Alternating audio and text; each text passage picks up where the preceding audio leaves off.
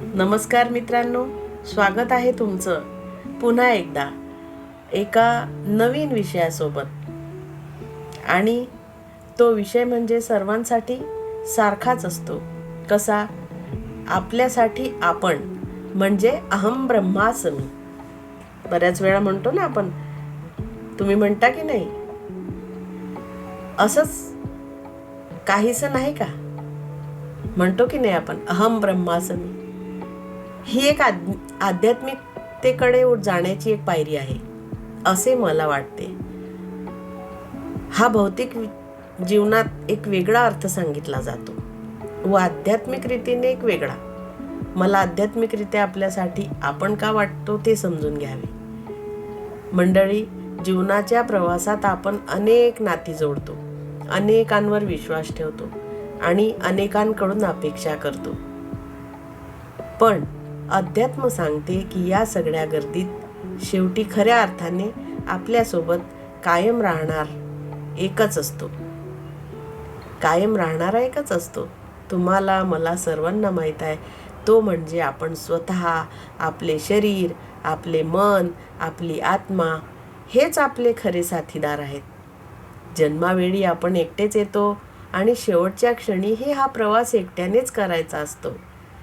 त्या अंतिम क्षणी ना पैसा साथ देतो, ना नाती, ना पद, ना प्रतिष्ठा. तेव्हा आपल्या कर्माची आणि अंतःकरणाची स्थितीच आपली ओळख बनते. अध्यात्म आपल्याला आत्मनिर्भरतेचा अर्थ शिकवते. इथे आत्मनिर्भरता म्हणजे स्वार्थ नव्हे, तर स्वतःच्या अंतर्मनाशी जोडले जाणे. जेव्हा आपण स्वतःशी प्रामाणिक राहतो, स्वतःच्या दुःखाची, भीतीची आणि आनंदाची जबाबदारी स्वीकारतो, तेव्हाच खरे बळ मिळते.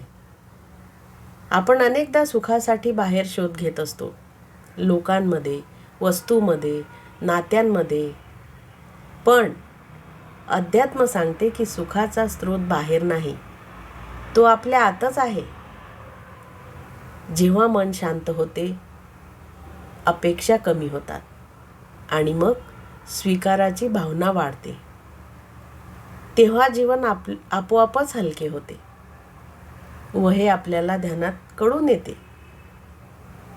आपल्या स्वतःसाठी फक्त आपणच हा विचार एकाकी पण शिकवत नाही, तर आत्मसाक्षात्कार शिकवतो. स्वतःला समजून घेतल्यावरच आपण इतरांना योग्य अर्थाने समजू शकतो. स्वतःशी मैत्री झाली की जगाशी संघर्ष उरत नाही. आणि शेवटी एवढंच मित्रांनो, आपण स्वतःसाठी उभे राहिलो, स्वतःला समजून घेतलं आणि आत्म्याशी नातं जोडलं, तर कोणत्याही परिस्थितीत आपण कधीच एकटे नसतो. कारण आपल्या आतच आपला परमसाथी बसलेला आहे. धन्यवाद. व्हिडिओ आवडला तर लाईक, शेअर, सबस्क्राईब नक्की करा. पुन्हा भेटूया अशाच एका नवीन प्रेरणादायी स्रोतासोबत. तोपर्यंत धन्यवाद.